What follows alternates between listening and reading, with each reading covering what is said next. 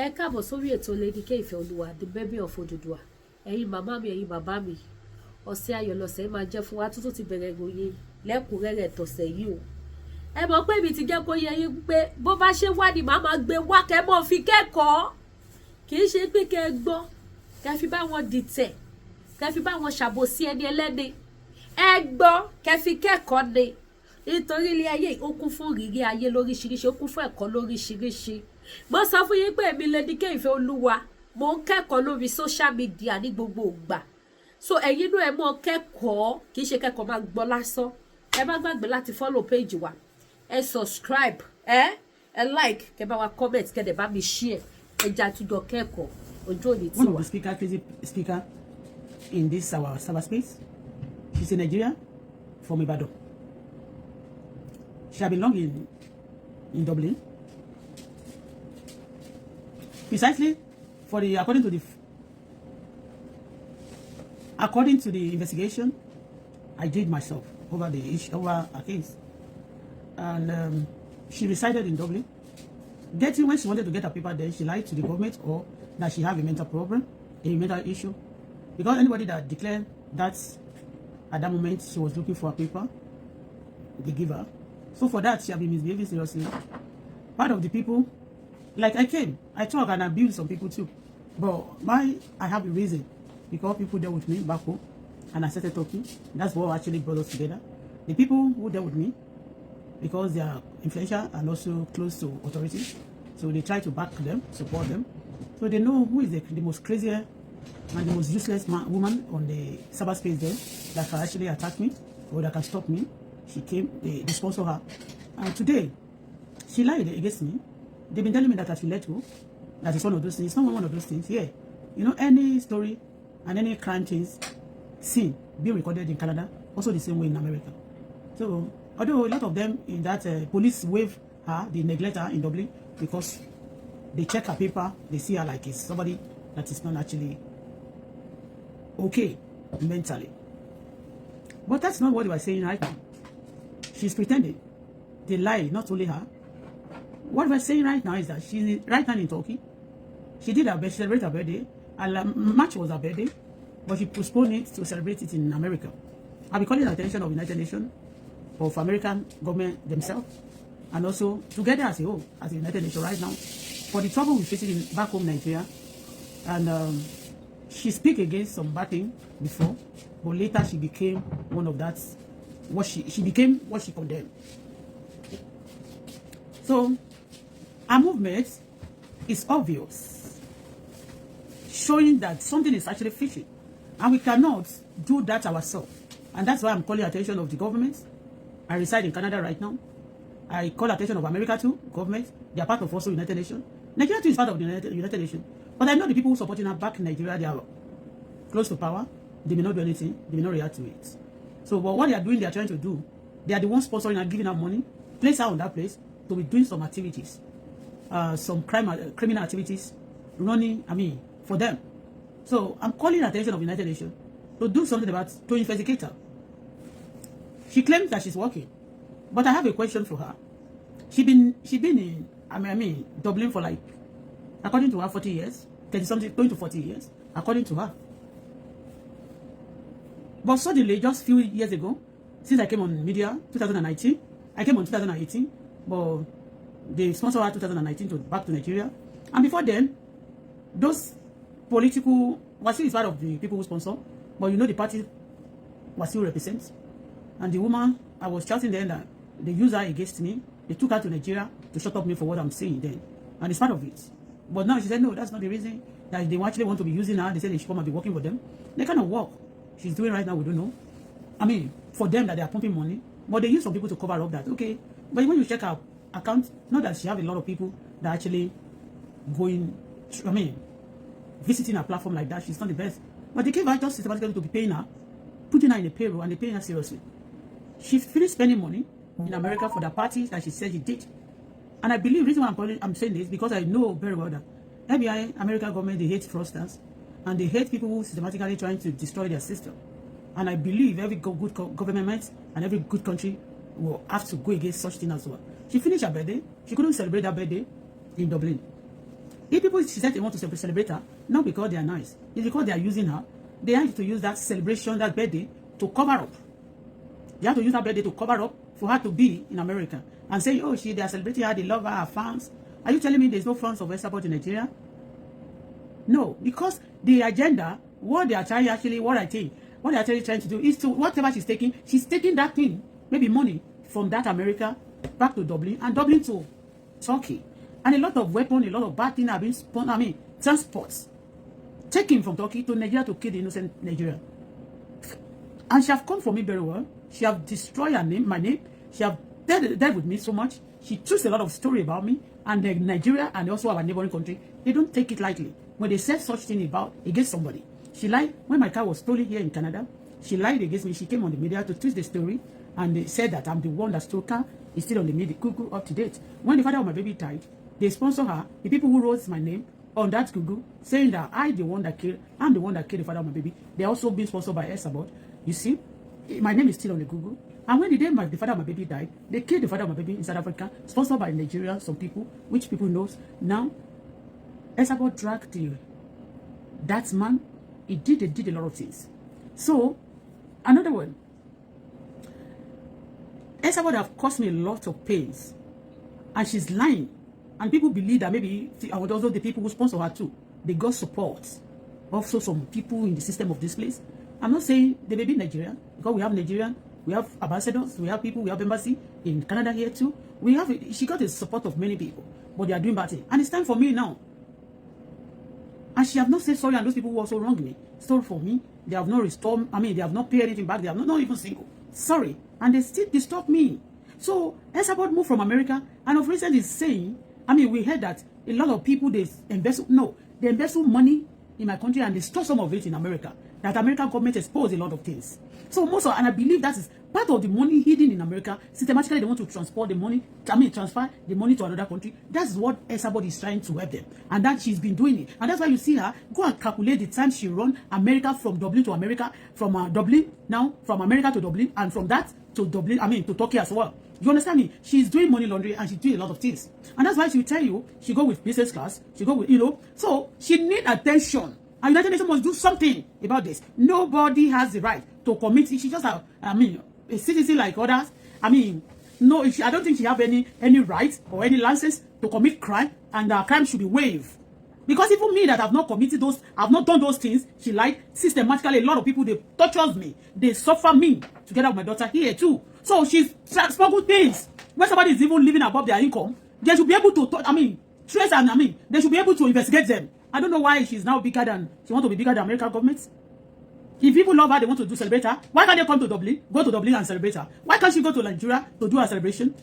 Why she cannot even go to the Turkey and invite all the Americans to come to Turkey? But maybe those one don't have paper, and they, maybe those one don't have paper. And again, it may not even be it may not even be the, what do they call them? The politician also alone, because they know a lot of Nigerians too that do fraudster, that stole people's money. Those people who use credit card that have some things, they can be using those, they can be Esabod, they can use account of Esabod to be taking some money out of the America. So going to America, she's not that by a friend to the system of America. She caused damages, but people are not paying attention. And that's why a lot of, most of the time, they started fighting for people to be thinking that, oh, she's not with her senses, she's mad, she's this and that. That's just a tactics to cover up some sin.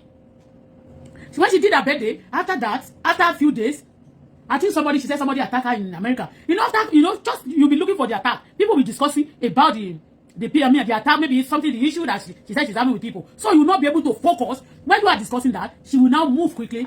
You still be discussing that. She already moved from that America to Dublin. She getting people attention, like diverting people, just like the way some politicians do practice also in Nigeria. That's what she's doing. Nigeria, United Nations, this time around, I'm not calling one government, one country, should see to this woman. She'll see to her. She frequent movement from America to Dublin, from Dublin to Turkey is something else. It needs to be investigated. Attention needs to be focused. And the attention needs to be diverted. Yes, attention, she need attention. She need attention. I cannot be moved by those, it's not funny, those nonsense things she used to do. It's not funny to me. And that's why some people used to believe that she doesn't have a history. She fights. I'm not fighting right now. I'm saying the right thing. I'm saying the right thing for her to be investigated. That's it. I'm not fighting her. It's so personal. Then when she was busy blackmailing my name, putting some things on my name on the media, people had on it. And she's committing the crime now. They're covering her.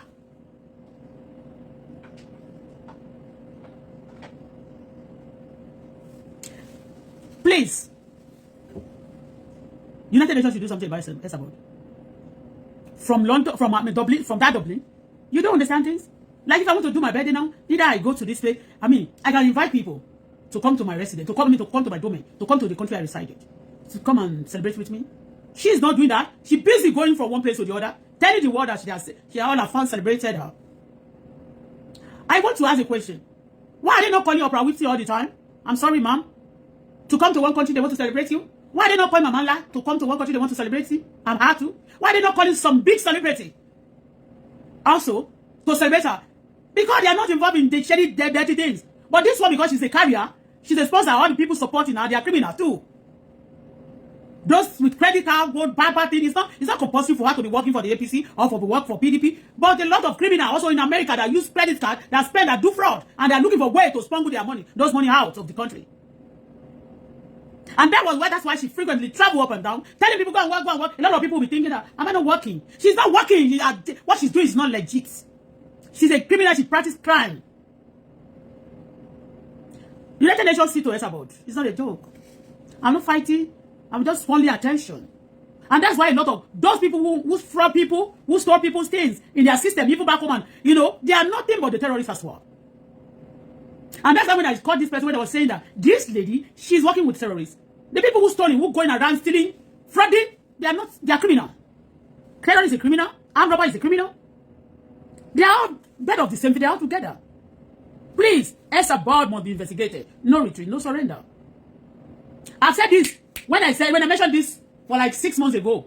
Before, I think when I came back from Nigeria, she traveled. And before that time, last year I started talking that she's doing something, that her movement is suspicious. She stopped for some time, going to America. But now she believes that, nobody talking about it again. She said she wants to go to America and celebrate her birthday. She cannot celebrate her birthday in Dublin. Why can't she celebrate her birthday in Dublin and call people in America to come and celebrate with her? Why is she going to America? She said she's going to some country now. She's going to 3 countries because of those fraudsters. Still in those fraudsters, she connects with them. And they are not afraid. She connects with them. And her account up to date are not being tracked. Her account is not being tracked, not being investigated. And when she realized that she can be investigated, she will lie. Oh my God, they want to pay me for one insurance. I want to pay me for this. I'm getting this money. Now I'm getting money from Nigeria. She's getting those money paying to Esabod is not legitimate money. It's for fraud money. And using it also to sponsor killing and bad things in our nation. Please, United Nations should do something. I think she be here with United Nations. Oh, I said it because I'm calling United Nations. United Nations don't speak my language, so that's why I speak English. And even when I'm speaking Yoruba, this is where I used to speak my Yoruba. So, okay. She's right now in Turkey. If somebody Kojo Korea a week, no Kojo Korea a week. Anytime she wants to travel, she wants people not to, for people not to suspect her. She doesn't say, I'm working. I didn't sleep yesterday. I'm in the shed. I'm just tying they order this. One order again. One order this. This person order this person. This person order this one. She's selling nothing. And if she's selling, why is she moving up and down? Is that the money she used? Of reason that ticket is so expensive? Is that what she's selling with that away? Those nonsense. Even Akituli Ayeni, that has a lot of product, that have a lot of company, that have a lot of money. She's not even moving like the way Esabod is moving. Because Esabod is working with thieves. Those terrorists that destroy people's system. All the people in Nigeria that are supporting Esabod, they are criminal. The ones she's going to meet in abroad, those ones, they are also criminal. I am saying it because they have no label. That's why you are not listening to me. If you come to open your eyes, you know that Esabod she's a criminal. Okay? That's it. Criminal have no label. But when we are calling attention like this, the government should have on it. Simple. United Nations. Those who are company in Canada here, how many times did they normally travel for the year, for holiday?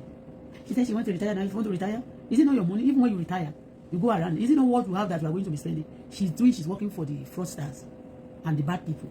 And don't forget that Turkey, the weapon they are using to destroy Nigeria citizens, the same majority of it is being taken from Turkey. You saw it is on the Google. It's on the news. Yeah, we forget. That's Esabod. No fight, we are not fighting. But we are saying nothing but the truth. wọ́n jí èèyàn kan ní ìlú Ìbàdàn ní Ọ̀ṣun sídà mẹ́mẹ́ wọ́n ní wọ́n ja olè wọ́n jí ọmọ gbé píṣọ̀ mi sí wọ́n ní wọ́n jí mọ́tò mi gbé orúkọ mi sí I came to Canada you say I'm in Togo you like busy just for people to be thinking that orí ọ̀pẹ we are not fighting you in my kingdom here we don't fight but the truth is like once it's like a fight to some people to criminals okay so United Nations should say something we are back on it what she's doing to the audit her accounts audit her accounts let her account be audited and in her surrounding what they call in Dublin she could not call people to invite people to come to Dublin and celebrate with me she busy going to America if it's not because we reported her here the other time she busy coming here all the people that are stealing you don't notice that since the time she stopped coming to Canada a lot of fraudsters in Canada they are no longer operating like before when she was moving to this place she will come and help people to taking the money they stole here to go and buy a house in Turkey taking money they stole in America to go and buy a house in Turkey and buy gun and use it to many more to kill people. She refused to go. Somebody that refused to go to her country. What will happen? You say people in Nigeria, they love you, they are sending money to you. Including pastor, you say you are influential, you are connected, and you refuse to go to the Nigeria that they are sending money. Even with that we are not connected, except to God. We are not connected. We are only connected to God. Then we will go to Nigeria anytime we want to go. But you that you are connected, you are not going to Nigeria. What is happening? And they busy, you that you are afraid to visit Nigeria, they busy sending you money also from Nigeria. You come on the media and start saying that you are not stingy, you are nice, you are this, and you will calling some people be giving them money. So that people be thinking you are nice to cover up and be saying, covering some, some asses. Please, United Nations once again, Sama, see to Esabod every time in Turkey. The secretary, what is the name of this secretary self? I share it of recent. Let me check her. Alhaji Aliko Industry of the President Aliko. Let me see. What's the name of that? The secretary that Alima, Habib, Alima, something. See to this woman. Of recent, she'll be saying, when I go here, she said, hey, anybody in Nigeria, how do you? They will kill them, they're going to look for a job. But Esabod was in Dublin for 30 years. She couldn't buy a car until she came on social media. She was not, is she not working in those days that she said she was suffering in Dublin? Why suddenly? And you know that the government is the one giving. Ogo will know that see. That she be telling you, you go and work. Because you are lazy. That's why you are not making money. I'm working. That's why I'm making money. Those years that she's not making anything, that she used to pick coins on the streets. Is she not working? What happened to her then? Nigeria about. Please, United Nations help us. Make Kona help us. It's not a joke. I'm not joking, serious. You are welcome. So, secondly, I was talking about Akinwumi Ambode and Absat, the Deputy Governor of Lagos State. So, to me, I've talked about them on my YouTube to this morning. We don't really have time like that. Okay? But anytime I feel like I don't want to waste my energy on things, or once in a while. I've explained myself in that video that some elders said when they said to you that you are not going to make it, even when you are qualified, you are the best. Some elder will stand because of one misunderstanding or because of one issue or the other. They will say you cannot go. They will not block your way. And what is the issue? Maybe you are not giving them money that they want. You are not giving them the attention they want personally. You understand me? They want to be the one maybe commanding you, tell you what to do for this. So you must, when they're giving their allocation, you must use their allocation personally on their family, on themselves, and you must invest through majority, and the country and the states must be going through pain and trouble. So, to me, there's one man that called Baba Bambam. You already descending our elders.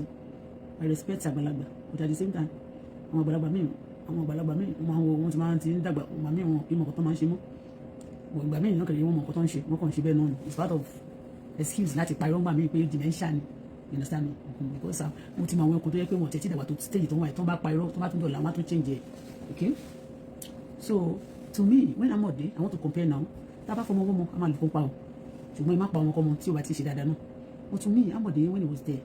He offended the elders, as our evil president said then, when he was still the chairman, the Afobaje of the party.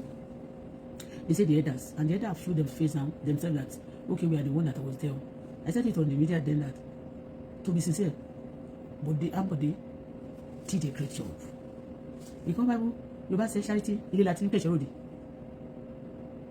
Yoruba ló sọ bẹ́ẹ̀, and Bible said charity begins at home. No, English says charity begins at home. So if you are a good child, you can do good at time and they will pay you back with evil.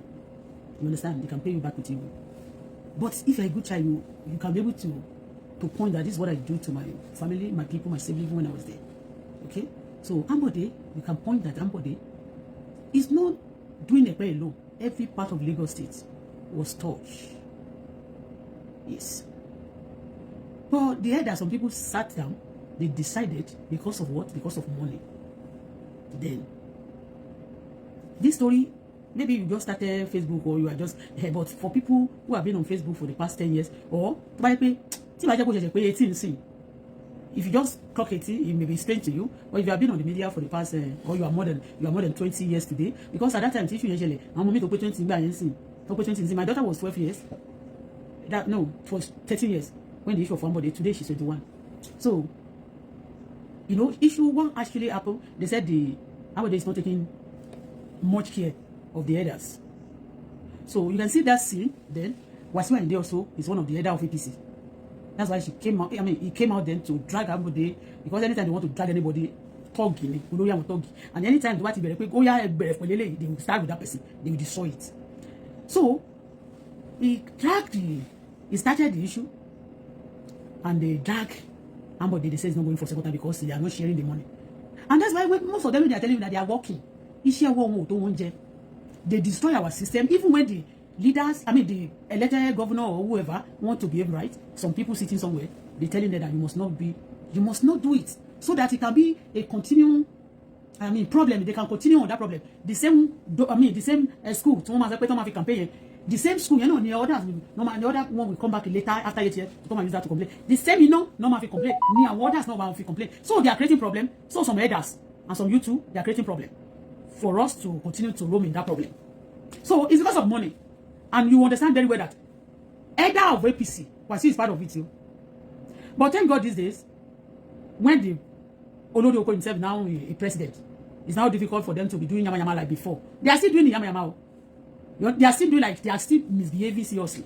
Okay? But it's not like before any longer. Like in some weathers here, like Wasiu no matter for full president Tinubu, or no one share. Yeah, now what you want one day could have done. And when you even look at this, a lot of people who sack road in APC, those who ran the campaign, all the majority of them, they are even the fight between them, and actually it was even caused by majority of them are even caused by these elders, even caused by Wasiu. But despite the fight, the trouble between Ashwaju and Ambode never dey camp. Ambode never go. She be here when you Baba Raufu. Aregbe. And he's not ready to come back. He has said a lot of things. A lot of people have not. But this person remained in APC. That's why they demoted him to lift. Someone did his own best too. But a lot of crime and a lot of dead. Lagos, a lot of Arakwan way. Do ìgbà tí Ambode wà lórí oyè lọ. Kì í ṣe rọ́. That time to Ambode demolish a lot of things. But he pay immediately. They never allow that. Conversation. Until later on, they giving them compensation. Ambode to me for now is better, because when you want to judge things, that the way people judge things, the elders, those elders that used to Ajegudu Jera elders, I'm sorry, I respect you, but those who are Ajegudu Jeras, those who used to that want the people ruling to be using the money personally for them, their own family alone should be the beneficiary, should be the one enjoying. Ajegudu Jera they are the one now calling themselves. He's sitting down with them that we are supporting you. I want to hear tell any àwọn tí olórí burúkú àti olóṣì tẹ̀lé. They remember them all. When Ambode was in Lagos State, he was a governor. The way they are stolen land of Ekpe is not like this. During this, I'm certain. Ma bínú o. I respect you o. Ogbo, Lagos torí pé you are a governor deputy. Torí ẹni tó bá ti èmi ọmọ mi tí mi bá tẹ̀lé dín nǹkan kan. Tó ṣe bẹ́ẹ̀ ọmọ mi lè di. Ọkọ ọmọ mi lè di olórí le jù bẹ́ẹ̀ lọ lọ́la. Sọ̀rọ̀ láti jẹ́ anybody, but we are talking for our people generally. Because we are not the only one. Those families, the elders that want to be eating the money alone. They are not the only one in Nigeria. When money is being raised, when God bless the land with a lot of resources, it's for the cities, all the cities to enjoy. It's not only the elders. We are not rude though, because now I know my okay. She's rude to elders, so elder don't get too edgy. I know said that to elder that only the elder bad girl. He's a boy elder. He's a boy elder. There's a boy wanting dementia. That's why some of them have had dementia. That can also be affecting our system too. But at the same time, I respect them, because in my own kingdom, there's always I respect everybody counts. In my kingdom, I respect everybody. Everybody counts. Both black and white, both dudu and fufu, both old and young. They can't do.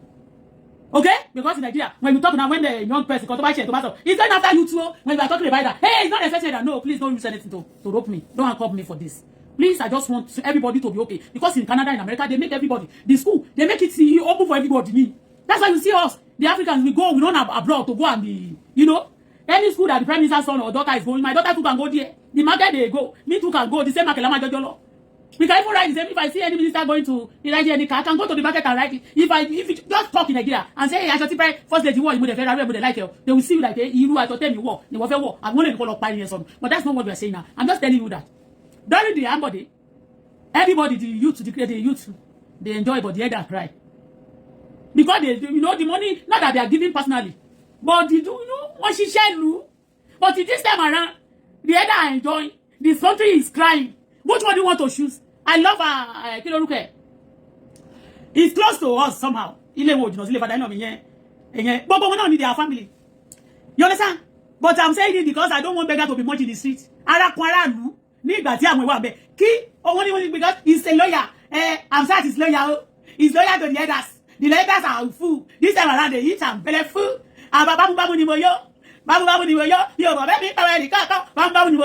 I'm full because Baba Bambamu yo. So, kò kàn wọ́n bí ebi bá ń pọmọ anybody.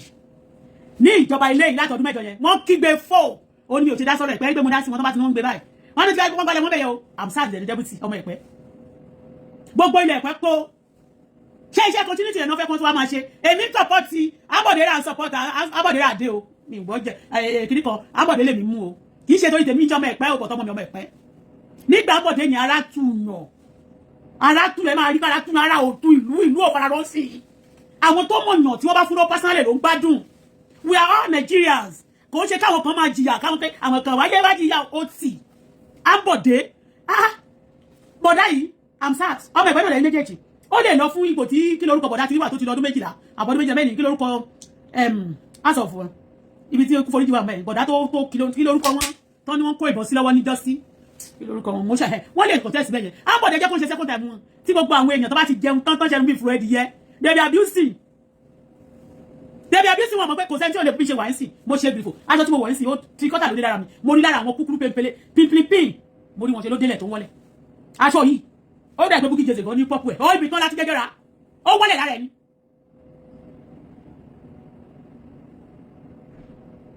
bọ̀tẹ̀ mi sì ti kọ́tà lóde lára mi torí pé mo ga mo dẹ̀ tún sọra ìṣe mo sọra nìyẹn ẹ ti rí bí ṣe rí náà nìyẹn bí ṣe rí nìyẹn wájú mi àti wájú àtẹ̀yìn mi ó ṣe rí nìyẹn mi ìdẹ̀ kí ló mẹ́kọ̀ọ́ bí ṣe rí nìyẹn bẹ́ẹ̀ ni mo ṣe rí nìyẹn ẹni bá fẹ́ bú mi tí ò bá mú mi bú ma tó sọ bó ṣe máa ń bú mi ẹni tó máa ń bú mi jọ́kìnrin àná ẹ̀ tí máa ṣe pé mọ́ mi ṣe tí mọ́ mi bá bú mi sì máa jókòó tí máa bu tẹ́rùnlé àgbàdo lẹ̀ bẹ́ẹ̀ ni tó bá bú mi máa bu tẹ́rùnlé àgbàdo lẹ̀ mi lè máa ṣe dáadáa fún yàn kó máa ṣe burúkú fún mi máa bú tẹ́rùnlé àgbàdo lẹ̀ tí n bá pọn ilé tó yẹ̀yẹ́ máa yẹ̀yẹ́ ẹ̀dẹ́ synagogue mi ní mo fẹ́ bú màmá mi Ọlọ́run ní ṣe mi láṣà pé mo bí ọmọ ojú ọmọ mi náà mo ti ń sọ̀rọ̀ tí n bá ti sọ̀rọ̀ tí n bá ti kọjá àyè mi kó bú mi mi lè ní bínú bọ̀ mi ní kọ́ ọmọ mi nìkan tí ò da torí pé nígbà mi téèyàn bá ṣe nǹkan burúkú tí ò bá da telling them they can be hunting them but you are saying the truth for them to come back to their senses kò ṣe pé anything nísìnyí bọ́n ṣe náà wáyé wọn ò níná gbà mí gba tí mo lọ sẹ́pẹ̀ níjọ́sí wọn ò níná gbà tí mo tún pè náà wọn ò níná láti bí 3 months àwọn ibì kan lè ní wọn mú débà àwọn akọ̀ṣọ́jú ẹ̀ ibo mi ìgbà tó tẹ̀ ìyàwó náà lọ káwáyà wọn mo ṣe máa ń káwáyà ẹ̀pẹ́ náà gbogbo àyẹ̀nì ẹni tó dẹ̀ wá láti ẹ̀pẹ́ yẹn máa jẹ́ deputy governor máa wá láti ẹ̀pẹ́ ní gbogbo àtọ́ bá ti wá sọ pé deputy governor wá láti ẹ̀pẹ́ tí wọn ò níná tí kòkó ṣe yẹn ìgbà yẹn náà máa sọ pé ní gbogbo àwọn ẹ̀dá máa gbárùkù ti ẹni yẹn èyí tó bá ti wọ́n fẹ́ ṣe gbogbo nǹkan dáadáa tí gbogbo ìlú máa benefit yẹn ìgbà yẹn náà máa complain pa wọn you be witch abi na you be wizard either na wizard abi na witch dem be I don't understand either are they witches or wizard because witches and wizards too are terrorists I don't understand. Ní ibi ọ̀nà ìpẹ́ yẹn yàtọ̀ sí iṣẹ́ tí Dangote tí àwọn industry àti gbogbo àwọn tó ra bẹ̀ wọ́n fi tọrẹ fún tó ń ṣe ẹ kò sọ fún mi nǹkan tí Lagos state wọ́n tún ṣe sẹ́pẹ̀ lẹ́yìn ìgbà yẹn ṣé nígbà tí president Tinubu dé Èkó sí ṣé wọn wo gbogbo police barrack gbogbo kìíní mi gbogbo bẹ̀ wọ́n fẹ́ tukọ́ wọ́n fẹ́ gbé ẹ̀kọ́ta padà wá síkò Ọlọ́run á dẹ̀ jẹ́ kó ṣe é ṣe fún un torí ẹni tó bá ti gbọ́kọ́ dání ó gbọ́dọ̀ rúkú sọ́dọ̀ rẹ̀ náà mi ní kéèyàn má rúkú sọ́dọ̀ rẹ̀ but iṣẹ́ ẹni tí ò bá ṣe dáadáa la máa pàtẹ́wọ́ fún wọ́n ní pé torí pé wọ́n sọ̀rọ̀ ńgbà yẹn they said because he abused Tinubu president Tinubu ẹjọ́ respect you because he abused Tinubu that time how because wọ́n fẹ́ sanwó kan ipe owó yẹn wọn ò dẹ̀ san pé wọ́n san àwọn ò tí mọ̀ pé bàbá ò tí kú lórí fóònù wọ́n wá sọ̀rọ̀ pé bàbá yìí gan àti san díẹ̀ náà àti san tán ọ̀rọ̀ tán ló dìjà nìyẹn ní tó ṣẹlẹ̀ nìyẹn níbi àhámà sọ́nà bí àwọn elders gidi kọ̀ọ̀kan nǹkan tán náà sọ ni ṣó jáde wá bú wọn lórí television station ní gbogbo àwọn tó wá bú wọn gan lórí television station ṣé gbogbo wọn pátá ni wọ́n kọ́ ni wọ́n kó múra ọmọkiri ṣé mọ́kiri ni wọ́n pè wọ́n àbọ́mọkiri ó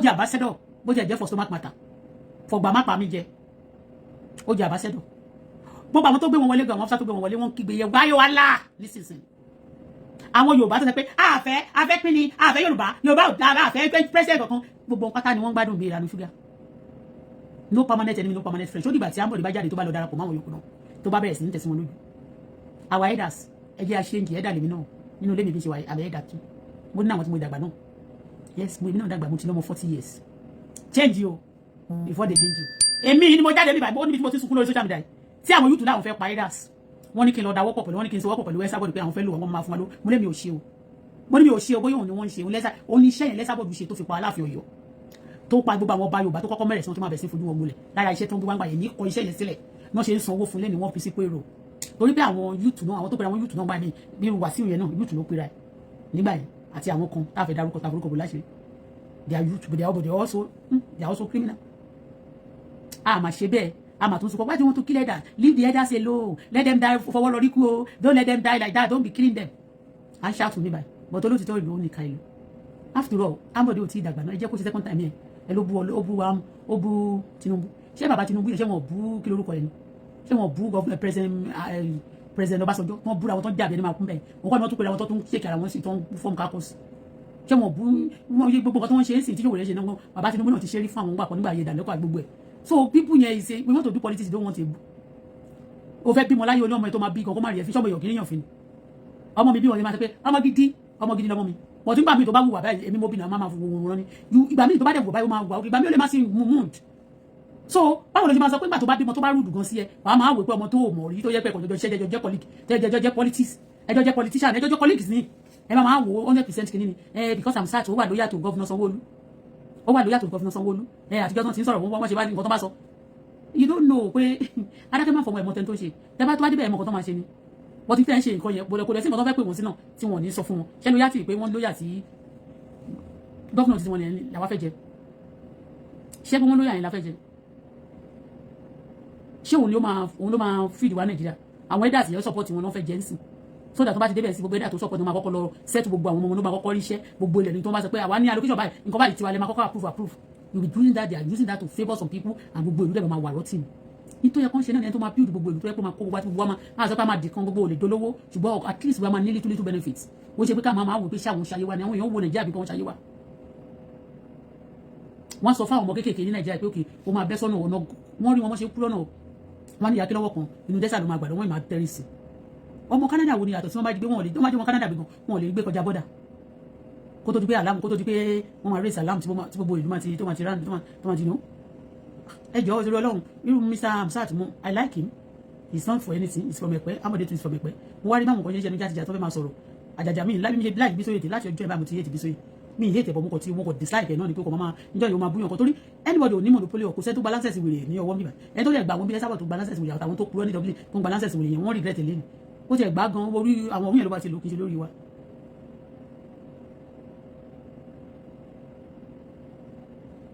mi ìyé ti Mr. Amsat àmì irú gómìnà Sanwó-Olú sí ẹ mọ kóńgbà tó wà lórí ìgbọ̀ngbà tí wọ́n ní wọ́n tú àwọn àṣírí kan gbà yẹn me I don't want to talk about that ó má dàbí pé èèyàn fẹ́ dànkọ́rọ́ I don't go against him but wọ́n ní a lot of cases a lot of things wà nílẹ̀ tí èèyàn bá fẹ́ bẹ́ẹ̀ yàn ṣe ń ṣe ìjọba rẹ̀ tí èèyàn bá ti lọ fún gọ́vnà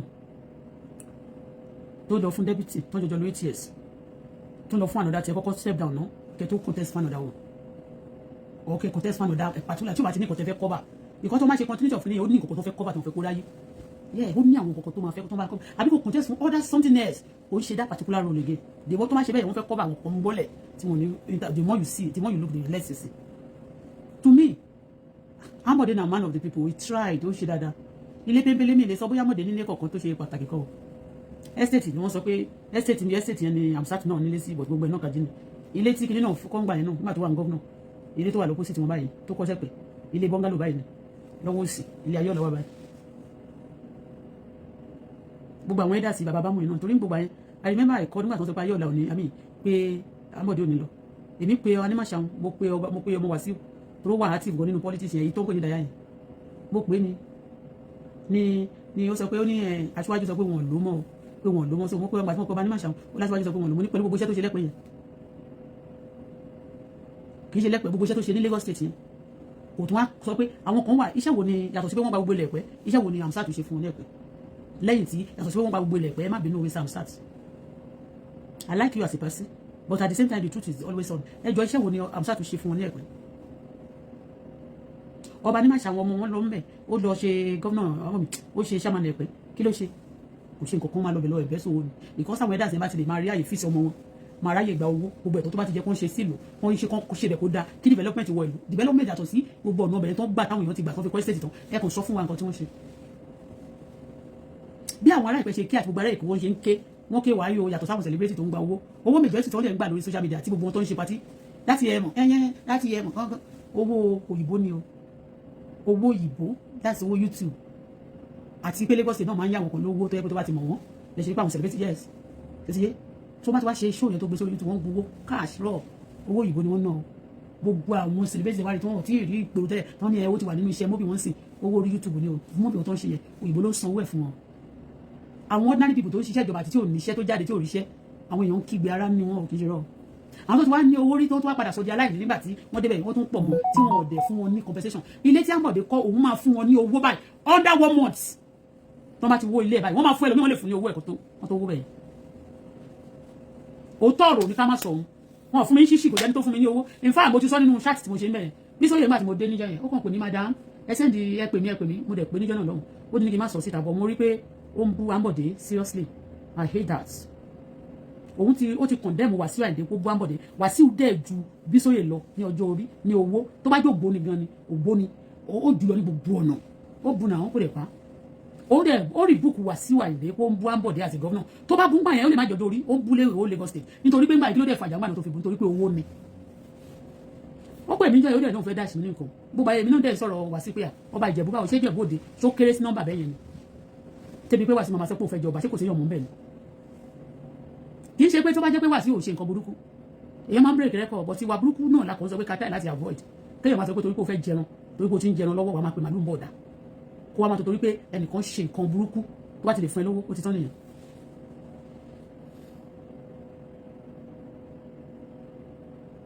bí sọ́yẹ̀ rí búùkù Wàsíù with no apology gbogbo ayẹyẹ ó dẹ̀ máa gbé picture aṣáájú bọ́ọ̀dù méjì tó gbé sẹ́yìn àti ti ibi kan fún Sanwó-Olú ló máa gbé sẹ́yìn ní sí Amsat ló tẹ̀ gbé síbẹ̀ wọ́n sẹ́ndì owó sí ni wọ́n sẹ́ndì owó sáwà toró ti sọ nínú iṣẹ́ àtìkùn rí pé owó lára owó tó ń fún un láti state wọ́n fi àwọn Lagos State àwọn kan sí orí payroll ni àwọn kan dẹ̀ ń kígbe because ẹni tó bá bìrì kó lè tú wọn láṣìírí àbí tó lè jojú wọn ìyẹn ni tó bá ti bú gọ́ọ̀mẹ̀ntì wọn fẹ́ kó bú wọn fẹ́ pa wọn lẹ́nu mọ́ ní tèmi o èmi pìfẹ́ Ambode ó ṣe ń ṣe ẹ̀pẹ́ ló ṣe bo Lagos ó ṣe Badagry gbogbo ọ̀nà ló ṣe gbogbo ìlú ló ń ṣe àwọn youth tún ríṣẹ́ create job opportunity gbogbo nǹkan tó fẹ́ ṣe ẹ̀pẹ́ ńgbà yẹn náà yàtọ̀ sí pé kó ń gba ilẹ̀ tó kù yẹn kò sí nǹkan tó continue wọ́n ní nọ́mbà yẹn náà kò sí nọ́ọ̀sì kí ni wọ́n try láti kọ́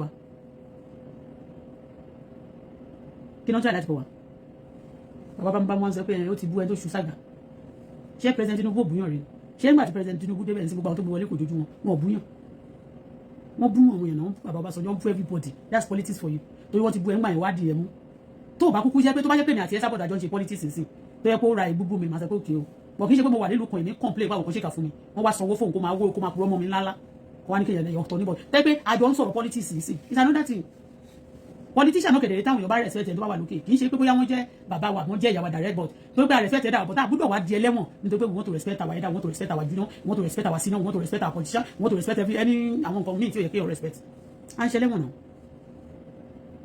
wọn ò ní náà tí bá tún pé ẹ̀pẹ́ ńgbà mi bá wọn ò ní náà ojoojúmọ́ wọn máa ké bọ́ọ̀ báyìí ni àwọn kọ́tísì náà ò ti jẹ́ wọn gbádùn wọn máa pa wọn báyìí ni èmi ọjọ́ pariwo ti gba léyìí o wọ́n ti gba ọ̀nà yìí o wọ́n ṣe gbà ní time Amsat wọ́n gba nǹkan àwọn ọmọ ẹ̀pẹ́ ń kígbe bọ́ọ̀ bẹ́yẹn ní ìrí kó wálé bẹ́ẹ̀ nígbà yẹ Ambode irọ́ ò dá gbogbo ilẹ̀ pé wọ́n gbà tán gbogbo àwọn tó nílé wọn sọ wọ́n dá láìní a lot of people ké a lot of people sunkún torí ara ti tu àwọn kan tára bá ti tu wọn báyìí torí pé àwọn personal interest ti wọn wọ́n àhẹ́bí òtẹ̀ good for others ẹni tó bá ti fẹ́ dìbò fún nílùú bẹ́ẹ̀ tí wọ́n máa wò ní ẹni tí àwọn mẹ̀kúnnù bá ti sọ̀rọ̀ wọn ní dáadáa wọn làwọn fẹ́ wọn ní majority ni wọn minority ni àwọn tí àwọn elders mélòó ló ń ṣe bẹ́ẹ̀ náà wà lókè few náà ni wọn èèyàn gbọ́dọ̀ máa pa owó ìlú rẹ̀. Ìlú tí a bá fẹ́ kó develop àwọn òṣòro ń sìn tó pé I hate anybody. Ìlú tí a bá fẹ́ kó develop kó dàbí ìlú bíi Canada kó dàbí ìlú America wọ́n ní ìlọ́tọ̀ bá ti níbà wọn kì í kàn ń yàn nítorí pé ó jẹ́ ilé ìsún elders wọn kì í yàn gbọ́dọ̀ ilé ìtìlọ́dọ̀ balẹ̀ fẹ́ dàbí ó please elders tó kọjá yẹn. President Tinubu náà sí wọ́n ti change gbogbo orientation wọn tó bá jẹ́ pé bí àwọn náà ṣe ń ṣe bọ́n ṣe ní káwọn ṣe ń gbà yẹn mo sọ́ọ̀rì láti sọ wọ́n ṣe ní kọ́ máa ṣe wọ́n ní kọ́ máa ṣe ń gbà yẹn wọ́n máa ní ẹ̀wọ̀n sọ́wọ́ kan owó nàìjíríà bẹ́ẹ̀ àbí ní ìmọ̀ yóò company wọ́n ní owó kan ṣáà ní kọ́ bílíọ̀n 2 billion tó sọ pé wọ́n ní kọ́ sọ àbí gbà yẹn tó ní wọ́n máa ń gbà every month tó ní wọ́n sọ àbí tó ní wọ́n fẹ́ gbà torí láàrẹ̀ náà máa ti pín fún àwọn ẹ̀dà máa ti sọ yé báyìí la máa pín tó bá ti gba owó yẹn tá máa fún ẹ̀dà àdúgbò ẹlẹ́dà ni àwọn ẹ̀dà tí ó ṣiṣẹ́ ẹ lè fi wọ́n sí payroll tó bá jẹ́ pé ẹ fẹ́ máa fún wọn ní pension àbí ẹ kọ́ máa take ẹ̀dà ní ìlú nàìjíríà òun ṣe pé àwọn few of the ẹ̀dà fẹ́ máa ṣe ìṣẹ̀lẹ̀ máa ṣà ipe ẹ̀dà tó jẹ́ ti APC ni wọ́n máa jẹ owó yẹn for that moment tó dẹ̀ lẹ́nu níbi ìbàyẹ̀ tó bá ti di time tó fẹ́ fún àwọn èèyàn lówó tó bá jẹ́ ẹ̀dà ni wọ́n old people benefit wà kì í ṣe ti party Liberal party ní federal nsìn federal Canada nsìn federal Liberal ni wọ́n wà àwọn ti state nsìn another party ni wọ́n wà ti Montreal another party ló wà ṣòtìyẹ tó máa fẹ́ fún wọn ní gbogbo yẹn old people benefit wọ́n máa fún gbogbo elders ní ṣe elder party kan they give all the elders of that state of that country ni so kì í ṣe pé wọ́n máa ṣe ojú ìṣáájú wọ́n máa ṣe fún torí àwọn kan certain people will be favour and some will be unfavour that's not the way they run country tí wọ́n bá fẹ́ máa ṣe bẹ́ẹ̀ terrorist ni tí wọ́n bá care is not taking everybody in Nigeria will turn to terrorists and they will not know that they are practicing the terrorists and when you call them by their name they will be angry that they want to blackmail them that's not politics that's not politics that if anybody now kò wá dẹ̀ pé nítorí pé the people vote fún Liberal party nísìn wọ́n sọ pé Liberal party nìkan o ló máa gbádùn nílùú Canada níbàyí ó máa fa ogun àtọ̀tẹ̀ sílẹ̀ o ó máa fa ogun àti ọ̀tẹ̀ ẹjọ́ o tèmi o ní samsaf ní hate yín ẹ̀yin adá ìsàn mi rẹ̀ disrespect yín but at the same time majority carry the votes the country belongs to everybody both the old and the young both the olówó àtẹ̀ntì olówó ìjọba yìí mo rí torí pé wọ́n sọ wọ́n ní amsat pé is very very loyal òun àti ọ̀gá ẹ̀ wọn ní kantari story for the gods it's good at times for you to have issue so that you can know but tí o máa kàn wà tó wà kàn wà 200% loyal òun náà ní tiẹ̀ nínú tó fẹ́ ṣe. ẹjọ́ ẹtorí Ọlọ́run bí sóyè fúnra rẹ̀ àtijọ́ yẹn báyìí bí sóyè mo máa ń pè náà mo lè máa ń ṣe àwọn kan tó máa ti wọn fẹ́ ti bẹ́ẹ̀ ṣe Lagos àbí ìfìdí ṣe Lagos nìkan bẹ́ẹ̀ ṣe politics this time around tí gbogbo ìyọkọ̀ nsukú tó kàn arákọ̀ ní àwọn èèyàn náà táwọn ti nílẹ̀ rẹ́rìn táwọn tó bá súnmọ́ ilé ìbámu súnmọ́ wickedness nìyẹn that's not the way they do things that's not the way they run country you can run your family like that you can run your family house bẹ́ẹ̀ pé lè yóò dá sí mi o lè ṣe family mi ní mo ṣiṣẹ́ mi personally but what the resources even when wọ́n bá yá owó ní orúkọ tó máa lọ sí lóyìnbó tó máa lọ yá owó but they borrow the money on the name of Nigeria not on the name of APC not the name of PDP not the name of ADC not the name of any party they borrow the money and they release the money on behalf of Nigerians. Wickedness is not a good thing àti pé káwọn kankan dúró kankan bí kí wọ́n máa ṣe terrorism wọ́n máa pè ní politics. Nísìnyí bí àwọn elders náà tó ṣe fẹ́ máa ṣe bí gbogbo politics àti gbogbo all this terrorism that is going on tó ń sọ pé àwọn military kan wọ́n ti fẹ́ sínú gbómi tó ń ti rí resources in mind tó ń sọ di titi wọn ṣe this is because of money and resources of Nigeria that is causing problem everywhere in Nigeria that cause this terrorism why can't President Tinubu be giving all the elders what they want so that we can so you understand what I mean. He's not giving all the other what they want and that's why you see fight today because that's exactly what he was doing to the Lagos state. Yes, Lagos state that any more amount they want that's what they will collect and they will be sharing it to the others. If the other want to be selfish it's not about the other alone. Please Ejo everybody should count in Nigeria because ni mo be yin ni o I'm not rude to elders I'm also àgbàlagbà le mi ko le ma dàgbà tó àwọn elders kan náà and ẹ má tún wá gbàgbé o ke mo pé gbogbo ala tún ní elder heavenly father tó ju gbogbo elder le ayé yìí lọ àwọn àgbà mẹ́rìndínlógún náà wà lọ́run tó ju gbogbo ayé lọ àwọn àgbà tó dá ayé àtọ̀run tá fojú ara rí náà wà o àwọn àgbà náà Ọlọ́run tó dá ayé àtọ̀run ní àgbàlagbà tí kò ṣe yábí tí òkú rí tí ò dẹ̀ kú láíláí o ẹ jẹ́ ká rántí pé àgbà tó wà láyé náà àtọmọdé ọmọdé ń kú àgbà ń kú àgbàlagbà náà ìmọ̀ padà jábọ̀ fún Ọlọ́run bí o rude to anybody o I'm not rude but I'm saying it the way it should be. We should not run because if some people just want us to be running the country like our family house, it's not going to be done. And that's why the cool it's a lot of problem. A lot of people join Kini, people see unity ejo. It's a lot of movement.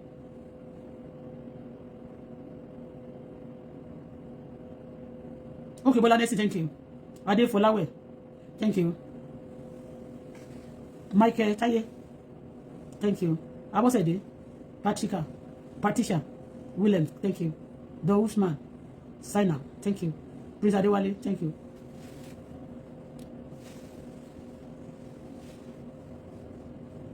Sarah is fine. Only good evening and happy weekend. What of this of me? She's fine. My regard to her. God bless you. Thank you. I'm grateful. Ejo. Téèyàn bá tí torí pé tí máa wo bí ọ̀gbẹ́ni dash mi lówó náà. Mi ti ẹ mo kàn pé ní ọjọ́ yẹn ni.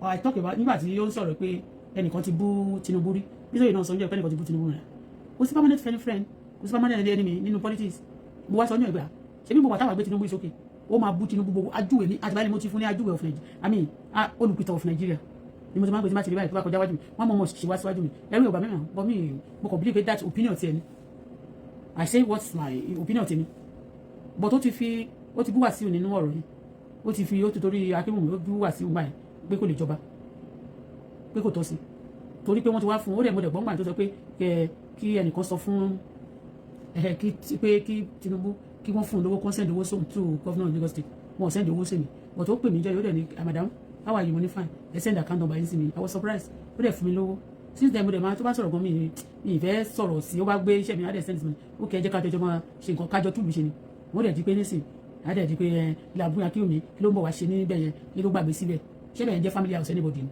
sójà gbó sójà kọ́ mi ni but òun sì ní 8 years ó dẹ̀ ṣe dáadáa apart from pé wọ́n sọ pé owó tó ń béèrè fún àwọn elders in Lagos State ipe kò san owó yẹ pé àbí ó sọ̀rọ̀ ó wá sọ pé bàbá ìgbọ́ ti ní òun lára òun máa sán náà gbogbo lot of things tá a fẹ́ ṣe nǹkan tó ló sọ nìyẹn ó tán ìyẹn ò dẹ̀ tẹ́ṣẹ̀ ṣé nísìnyí wọn gbogbo wọn àwọn ṣé gbogbo àwọn tó béèrè owó lọ́wọ́ president Tinubu àbúgbò kan tó béèrè ni wọ́n ṣe gbogbo àwọn tó gbé wọn wọlé nílé Haúsá kan ní ojú wọn ni Yorùbá tó ń gbádùn ní síta gbogbo ayọ̀ béèrè àmì ṣùgbọ́n majority tó wọn they don't even believe in him at all àwọn Haúsá tó believe nínú wọn nìyẹn wọ́n jẹ́ yànsí so téèyàn bá sọ̀rọ̀ pé ok ẹ má jẹ́ àpòwó àpapín bí president Tinubu náà bó ṣe dá bí ó ṣe wá dìjà táwọn ẹ̀dá ń jà sí ẹ má jẹ́ àpòwó àpapín mọ́ ẹ jẹ́ ká fowó ìgbógun kan tábàṣẹ ẹ má jẹ́ kó gbogbo mineral resources ẹ má jẹ́ aṣọ di personal tiwa ẹ jẹ́ àfi túlù ṣe òun ló dìjà láàrin wọn ló wà lára àwọn kan tó ń dìjà sílẹ̀ tí tẹ́wọ́n ti ṣe pọ̀ burúkú wọ́n ti rí sí fi gúnra wọn wọ́n ti wá mọ̀ sí gbáyé wọn sí power for long ó dẹ̀ lè má yé wọn gbáyé ó dẹ̀ ti yé wọn jù bẹ́ẹ̀ lọ ni òkè ọmọ máa capitalize lórí yẹn pé wọ́n ti jàrí wọ́n ti sọ̀rọ̀ wọn rí o wọ́n ti gbé wọn débẹ̀ rí ṣé mo ṣe nǹkan rí ṣé orí téèyàn bá ṣe nǹkan Ọlọ́run lè má rí gbọ́ ọmọ mi tó bá ṣe nǹkan gbà mí o kò tẹ̀ wá wò pé àyíntọ́ ọmọ yìí ṣe dẹ̀ ó dẹ̀ dùn mọ́ mi lónìí into mistake ẹ̀mí ti wá lórí mọ́ ìtàkùn tó bá ti fẹ́ yí bẹ́ẹ̀ ni òun mo yẹ sọ pé kò sí ọmọ rẹ kò sí níbi kankan Ọlọ́run nìkan ló da àwa gan à ń ṣe ìyá rẹ Ọlọ́run ṣe wá ní ìyá rẹ àwọn bàbá rẹ gan ò sí láyé Ọlọ́run kó bá ṣe wọ́n ní bàbá dáadáa Ọlọ́run nìkan ló pé ló dẹ̀ da so ọgbọ̀n tó bá ti wá di pé ìwọ̀n nǹkan tó bá ṣe tó gùn bẹ́ẹ̀ ẹni kan ẹ máa sọ fún wọn gbà pé wo mi ẹ jẹ́ ká fi ego sílẹ̀ nínú gbogbo nǹkan tá a bá fẹ́ ṣe ń sìn ká má bàa ṣẹ̀ sí Ọlọ́run torí tá a bá ń lo ego wa gbà ní a máa fara wa destroy nǹkan tá a bá ṣe a bá ń lo ego wa pé agbára mi bó ṣe tó pé máa ṣe èèyàn kàn máa bá nǹkan jẹ́ fúnra rẹ̀ ní wàá kọ́lé náà tó wá dẹ̀ tú fúnra rẹ̀ pọ̀ tó bá gbọ́ nǹkan tọmọ yẹn ṣe wá kàn pé ẹ wo ẹ̀yẹn dà sí ẹ wo iṣẹ́ tọmọ yìí ṣe ṣe bí arún lọ́bẹ̀ ní ayé máa kúrọ́ fún wa tá a bá fẹ́ kàn pé ọmọ yìí ló lè ṣe tó bá dẹ̀bẹ̀ ó máa ṣe ọ̀nà ó máa ṣe dáadáa àmọ́ alálàáfíà tó bá dé tán nǹkan tẹ́ ẹ sọ fún ìlú ọ̀tọ̀ nǹkan tó máa sọ kò fún wa lówó tó pé tó kò fún wa nǹkan tó ṣe kó máa lówó yẹn fún personal use káwọn èèyàn máa gbádùn àwọn kan máa gbádùn káwọn kan máa jìyà kò dá o ẹ jẹ́ ká ṣe bó ṣe yẹ kó rí kórílẹ̀-èdè wa káwa náà tẹ̀lé pariwo lójoojúmọ́ ayé máa fi iná táwọn ayé máa fi campaign mọ́ terrorist náà fi campaign sí pé if you vote me I'm going to conquer the terrorists for 3 months. If you vote me, tell you know, if you do this for me, I'm going to do the road. I'm going to do this thing is just a normal thing. Tó bá ti ní local government ní ìlú ẹ, normally gbogbo state yẹn, àwọn tó bá ti jẹ́ engineer tí wọ́n gbà, tó wọ́n ní àwọn tó ń gbowó lórí wọn pé ojú ọ̀nà tó torí títì la ṣe gbà wọlé wọn máa tún títì ṣe, wọn máa ta títì. Wọn ò ṣiṣẹ́ yẹn wọ́n dẹ̀ gba salary. Let us rule Nigeria like a country, not like a wípé yàn rúlu ilé àbò rúlu oko àbò rúlu yàrá kan àbí family house yẹn. Ẹ jẹ́ tó Ọlọ́run, àwọn fẹ́ máa fẹ́ lè ṣe lọ. Ọmọ méjì tààlà fẹ́ sọ náà nìyẹn, fẹ́ gbẹnu sí. Mi ò tako yìí o. Mọ̀dá Amsat ọ̀tẹ̀ wà mẹ́ẹ̀ sílẹ̀ wá tẹ̀rì ẹ̀yin lẹ́wà mẹ́ẹ̀ sẹ́ṣì ní time ẹ̀ contest fún ibi tí bọ̀dá wọn bọ̀dá gírí yẹn wà èyí tó bóyá kíní kẹ lọ sí irúkò tí gúforíjì wà mẹ́rin jẹ́ ẹ lọ síbẹ̀ ẹ jẹ́ kí Ambode wàdà wá kó wá ṣe 8 years àbí kó wá ṣe 4 years bí wọ́n ṣe rídíkù ẹ̀ tó kò lọ sí pátì mi bọ̀dá Fúsà bàbá Fúsà gan ẹ má bínú bàbá Fúsà yìí náà gbàkàntì náà bàbá mi jọ́sẹ̀ fún mi ní nǹkan kan so bàbá Fúsà ní gbèsè kọ̀ọ̀kan tí bàbá Fúsà ní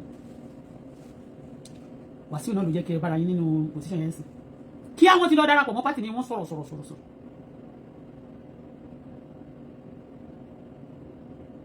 wọ́n ti lọ darapọ̀ mọ́ darapọ̀ anybody ẹ máa fẹ́ máa fojú Wàsíù bó ṣe kúkú wà yẹn ní ìkúkú àwọn tó ń ṣe kìíní kí ni wọ́n tún fẹ́ lọ tù mí àwọn aláìpẹ́ ti kéjú wọn bá bẹ̀mí iṣẹ́ wọn bá má bẹ̀mí iṣẹ́ kò dá kéèyàn rí ìbùkún ní fún ẹni tó rí tó sọ ègbé ní fún ẹni tó rí tí ò sọ tòótọ́ ìbùkún lẹ̀ lèmi fẹ́ jẹ́ mo fẹ́ ní ìfẹ́ kégbè jẹ́ tèmi ẹni nínú bíbélì tèmi ègbé ní fún ẹni tó rí òtítọ́ tí ò sì sọ òtítọ́ náà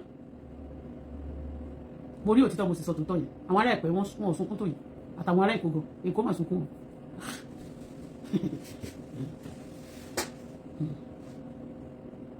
even gan àwọn union tí wọ́n pariwo yẹn àwọn gan sun bastard ẹkún ní ìgbà yìí náà pé wọ́n ṣe mọ́tò tó ń ṣẹ̀rẹ̀ wọ́n kàn fi bribe wọn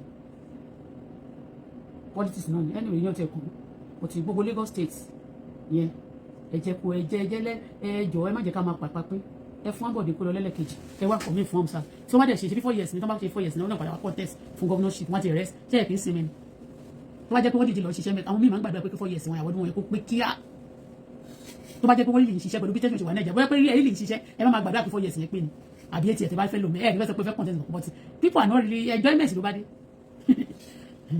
àwọn tó bá ṣiṣẹ́ gan ní ìlú mi báyìí prime minister bíbáyìí bó ṣe wọlé ẹlẹ́kejì yẹn kọ́ ni kò parí tẹ́nà yẹn kó tó di kó resign dànù ó darúgbó wá ní nísìnyí tó resign kó n post yẹn ó wá di yangi ó lọ fẹ́ celebrate it ó wá dàbí ọmọ 35 years ó darúgbó wá nígbà tó wà mẹ́yìn gbogbo mẹ́rin báyìí ó máa funfun yàbàyàbà ni but Nàìjíríà máa dán ni èyí tó bá ń ṣiṣẹ́ dáadáa máa rí tí gbogbo wọn bá débẹ̀ tí wọ́n ṣe bí pé wọ́n fẹ́ kúrò là ẹ̀ kàn máa dédé rí wọ́n kàn dédé kò síṣẹ́ kan tó ṣe gbádùn ni wọ́n kàn dé wọn kàn máa fà wọ́n ṣe anyway ẹ torí Ọlọ́run mo bẹ̀ yín ni ẹ torí Ọlọ́run àwọn èèyàn ti pa wọ́n pariwo jù ikú òjijì pọ̀ dùn mẹ́yẹ sàn ẹkún oríṣiríṣi ló wọlé gbogbo ilẹ̀ pé wọ́n ti gbà tó kúrògbòdò àwọn ẹ̀dà ti pín gbogbo ẹ̀sọ́ wọn ẹ̀dà ẹ̀jọ̀ ẹ̀dáríjì bójú àwọn yẹn ṣẹ̀yìn ẹ bá wa dáríjì wọn o ẹ̀jọ̀ ẹ̀yìn ẹ̀dà ẹ̀jẹ̀bùrẹ́ o ẹ̀jọ̀ yọ Ọlọ́run ẹ̀yìn ẹ̀dà tó jẹ́ pé àpapọ̀ lẹ́fẹ́ máa fi ṣe ẹ̀jọ̀ ẹ̀dáríjì wa abẹ̀yìn nẹ ẹ ṣe o bye for now lónú yà marisa kọ́ ní kò where's the phone lẹ́nu kọ́ marisa kọ́ ọmọdé ṣé ò ní jẹun ni Ayọ̀mídé ṣé ojú lánàá mi tó lọ ni ẹ̀ tó lé wa ni mí tó kò ń sùn. pé kò dìgbà kan bá fìfẹ́ mọ́ ìdẹ́ tó lè fìfẹ́ hàn.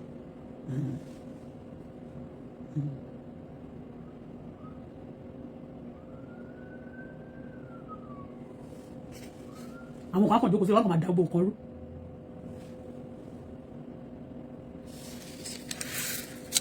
ẹ jẹ́ ká mọ àwọn tẹ́ fẹ́ lò fún dẹ́bùtì yín tèmi ní omi ò sọ pé by fire by force àǹbọ̀dé máa ṣiṣẹ́ o ìjà kékeré tó kàn tó wà tó ti kó tó wí kó tó wọlé báyìí Wàsíù ó darú lẹ́ẹ̀dẹ̀ wa rú Wàsíù ìwọ ni Ọlọ́run yìí ló wà dá fún gbogbo yín ń bọ̀ wọlé báyìí tí mo ti mọ̀ pé àǹbọ̀dé yìí Ọlọ́run àjò lásì ibi tó yẹ kán fi orúkọ aṣáájú síbẹ̀ gbogbo sábọ̀dù bí sábọ̀dù aṣáájú tó alẹ́ Nàìjíríà káàkiri sí sábọ̀dù Wàsíù ni wọ́n fi sí gbogbo Èkó mi ìmọ̀ nǹkan tó sábọ̀dù Wàsíù ni wọ́n fi sí gbogbo Èkó bọ́ọ̀dù tó bá dé Maryland but any part of Lagos State right bọ́ọ̀dù Wàsíù ni yà mo tún ṣe ó ti di bàbá àṣàlẹ̀ ni kí ni position tó hold kò pẹ́ kò jìnnà ni mo rí tó náà ló kọ́kọ́ tún jáde ló tẹ̀ sí ojú ẹ̀yàn mọ̀nyàn. nítorí má bínú o ó fún mi ní ọjọ́ tó fún mi lóye ìfà tí mo gbàdúrà ẹni mo fẹ́ mo gbàdúrà fún ẹ o ọlọ́run ilé ìgbàlódé ṣe ń gbàdúrà gbogbo ẹnikẹ́ni bá náà orí sí báyìí kò ní jábọ́ láyé Ọlọ́run dẹni tó ṣí mi gbogbo ẹ̀yin olólùfẹ́ mi pátákó gbogbo gbogbo ẹni ṣàánú fún mi but when you see the truth mọ̀ sí o níjọ́ yẹn in fact ṣe ló dà pé torí mo ṣẹ̀ṣẹ̀ dé láti Nàìjíríà ń gbà yẹn tó ṣe ẹ̀kọ́ gbogbo ẹrù mi dànù wọ́n ti jí gbogbo ẹ̀kọ́ àfiṣẹ́ tí o bọ̀bọ́n tó ṣe wá jókòó tí o wá tó ń bu Ambode yẹn tó wá pọ́n sátidé yẹn èmi náà lè bu Ambode ò sanwó fún mi ìwọ́n sì lè ti gba owó wọ́n ti promise ẹ ní gbogbo post ṣó ti yé bẹ́yẹn o lè ti ń gba owó o ti ń rí Lagos State o ti ń rí wọn mú o ti yé o ti wọn fún àwa ní kankan tó wọ́n sọ pé aṣíwájú ní kọ́ máa fún wa kò sí problem àwa la kọ́kọ́ ṣe jíǹgù fún yín àdẹ̀dí ṣe jíǹgù fún yín tẹ́ bá dẹ̀ ṣọ́ra wọn máa gbà lọ́wọ́ yín wọn lè jẹ́ wọlé ẹlẹ́kejì Lady K gbogbo lówó ẹlẹ́kejì yẹn is not African store kí lẹ fẹ́ tẹ̀lé níbi ẹ kàn sọ fún mi náà ẹ kàn mention sí comment section or ẹ type WhatsApp number mi ló wà lójú screen ẹ pick number mi bẹ́ẹ̀ ẹ type ẹ pé nǹkan báyìí ni mo fẹ́ kẹ wá wò bóyá mi ò ní rí tà fún yín mo wá nǹkan tẹ fẹ́ rà mi ò rí tí mi ò ní rí tà fún yín àfi nǹkan tí ó bá lè sí ní African store but tó bá jẹ́ nǹkan tó lè wà ní African store ni ẹ máa bí ní Lady K African store gbogbo lówó store ní store Lady K African store ẹ̀yin ìyá mi ẹ̀yin bàbá mi ojú òní tí yẹ o ẹ má dáwọ́ dúró àti máa patronize mi o ẹja ti wà o ẹja gbígbẹ ó wà gbogbo ẹ̀yin tẹ́ nídìí ẹja panla kíká tó gbẹ dáadáa is available ẹ̀yin tẹ́ nídìí ẹja tí ò ṣẹja panla kíká Mangana fish ṣẹ́rí ẹja yẹn tẹ́ bá fi ṣe ráìsì abẹ́ fi ṣe ẹ̀gúsí àbí ẹ̀fọ́ rírò ẹ máa jẹ oúnjẹ yẹn jìnnà very delicious eléyìí dùn jẹ ẹja àrọ̀ lọ ó dùn ju ẹja ọ̀bọ̀kú lọ Mangana fish ó wà available ẹ̀yin tẹ́ bá nídìí Thailand fish kílẹ̀ dúró dé ẹ̀yin yá mi Thailand fish wà available ẹ̀yin tẹ́ wà lamẹ́ríkà sí ti bá fẹ́ páàkì ẹja ránṣẹ́ sí yín màá kọ́kọ́ páàkì ẹ̀ sínú páálí kan màá ṣẹ̀ṣẹ̀ wá gbé sínú páálí ńlá so that tí àwọn post office bá tẹ̀ ń di ẹrù sórí àwọn páálí yẹn kò ní léèrò because mọ́mì mi kan pè mí wọ́n lẹ́jà àwọn rú that is why tó jẹ́ pé gbogbo àwọn tó dẹ̀ rẹjà mo bá bí wọ́n pé ẹjọ́ ṣẹ́jà yóò wò kán tó gbèdé wọ́n dẹ̀ sọ fún mi pé kò wù so mo dúpẹ́ lọ́wọ́ yín mo ti bẹ̀ yá mi yẹn náà wọ́n dẹ̀ ti let go wọ́n ti ní yẹn ti di pass nìyẹn so mo jẹ́ náà dẹ̀ mo ti sọ fún wọn pé mo tún ti lẹ́ẹ̀dẹ̀ sí anytime tí ma fẹ́ pack ẹja lọ sí America màá kọ́kọ́ dì sínú one box màá ṣẹ̀ṣẹ̀ wá gbé sínú big box tó bá tiẹ̀ máa dẹrù orí big box yẹn ló máa jókòó lé kò ní jókòó sórí tó wà ní débi tí ẹja máa rún so ẹ̀yin tí bá fẹ́ rẹ ẹja ẹ fọkàn balẹ̀ ẹja yóò ní rún mo ti mọ new method tí máa fi bá yín pack yẹn so ẹ̀yin tẹ́ bá ní ẹja gbígbẹ ní America is available ẹja wà àwọn fine fish ẹja mi tún ṣẹ̀ṣẹ̀ dé ni ó wà available ẹ tètè pè mí kí n bá yín send ẹ ẹ̀yin tẹ́ bá nídìí ẹni tí tẹ́ bá tiẹ̀ fẹ́ ẹjọ ó wà bíbá bó jẹ́ àwọn tíì náà ni ẹ má dé gbàgbé pé ẹni tí tẹ́ bá rà láti America ẹ ní sanwó shipping gbogbo ẹ̀yin mọ́mì mi ẹ̀yin dáàdì ojú òní tíì gbogbo ẹ̀yin lady k mọ́mì tẹ́ like àdìrẹ tuntun mà ti wà pẹ̀lú àwọn different style ṣáà gbogbo àwọn àdìrẹ tẹ́ ń wò mí báyìí sample ni wọ́n àwọn míì gan tiẹ̀ wà gan tí mi tiẹ̀ tú síta tó jẹ́ pé ó tún ṣe kíni ó tún mú yes tó yẹ pé àwọn yẹn wà nínú store náà so àwọn ìtẹ́ bá ti fẹ́ ẹ máa ṣe kíni ẹ máa bọ̀ wá ọkẹ́ pè mí ẹ̀yin tẹ́ bá dẹ̀ fẹ́ braid irun yín náà tẹ́ bá wà nítòsí ẹ máa bọ̀ wá mò ń ṣe irun náà o mò ń ṣe irun èyí tẹ́ bá fẹ́ ṣe irun tẹ́ bá fẹ́ braid ẹ pè mí mo máa ṣe braiding owó mi ò dẹ̀ gara fast dẹ̀ ni mo ti bá yín ṣe irun yín tán ẹ ti lọ so gbogbo lòun ní Lady K African store ojú òní tí ìyẹn wá patronize mi tó bá dẹ̀ jẹ́ àwọn nǹkan àdúrà ni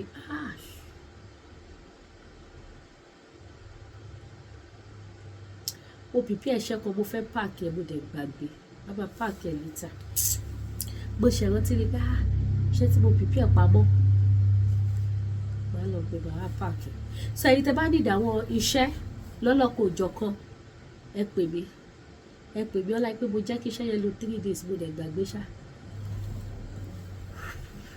so ẹni tí tẹ́ bá need ẹ pè mí is available ojú òní tí wàá mi ní wáyé tí everything ló wà ní báyìí bó dẹ̀ jẹ́ lọ́fíńdà náà ni ẹ̀yin tẹ́ bá wà ní Amẹ́ríkà máa sẹ́ndì lọ́fíńdà sí adébẹ̀ successful ẹ ṣe báyìí ẹlòmíràn ní àwọn gbà kan gbé lọ́fíńdà wọlé ẹ lọ béèrè kó sẹ́ni tó ra lọ́fíńdà lọ́wọ́ Lady K tí ò wọlé sí Amẹ́ríkà yẹn ó máa wọlé mọ̀nà ọ̀kà yẹn gbọ́jà yín bó dẹ̀ jẹ́ lu Canada yìí náà ni má bá yín sẹ́ndì gbogbo ẹ̀yin bàbá mi nínú Olúwa ẹ̀yin màmá mi nínú Olúwa wọ́n láwọn spiritual items wọ́n láwọn materials tẹ́lẹ̀ fi ṣiṣẹ́ fáwọn èèyàn àwọn materials wà lọ́wọ́ mi lóríṣiríṣi bó jẹ́ image candle ni bó jẹ́ love candle náà lẹ bá fẹ́ lò fi ṣiṣẹ́ fún yàn mo ní store mi bó jẹ́ àwọn lọ́fíńdà lóríṣiríṣi ni gbogbo ẹ̀ ló wà níbi títí dórí tùràrí ó wà ní Lady K African store ẹ pè mí kẹ́ wá bá mi rajà ojú òní tí yèmí ní wáyé tì ìwé orin wà bible wà aṣọ pẹpẹ wà frame wà agogo gbàlá wà oyin wà àwọn ọṣẹ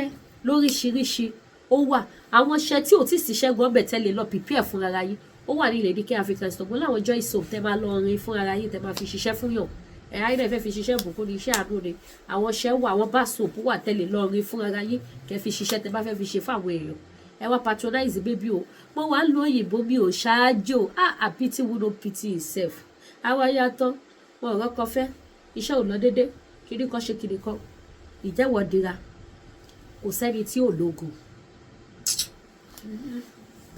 tẹ́ bá jẹ́ kọ́ńtọ́ yìí pé torí ẹ ti wà láàbùrọ̀d ẹ̀yin mọ́mì mi ẹ̀yin dádì mi